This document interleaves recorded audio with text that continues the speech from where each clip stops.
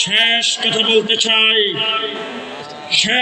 বলতে চাই বেশি সরকারের সময় যারা মদতপুষ্ট ছিল, পদে পদে সরকারকে যারা মদত করেছেন, তাদের মধ্যে একজন হলেন ফারুকী সাহেব, মুস্তফা সরোয়ার ফারুকী নাট্যকার।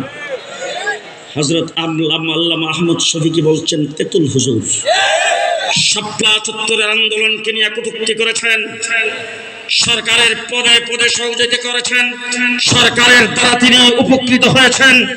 এরপরে যখন সরকার বিদায় গ্রহণ করেছেন, ৩২ নম্বর নিয়ে কি বলছেন সেটা বলতে চাই না।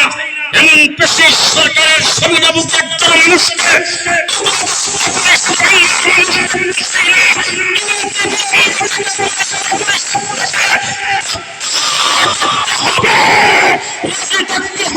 দেখান। শেষ কথা আপনাদের সামনে বলবো, সবুজ বাংলা দেখেছি,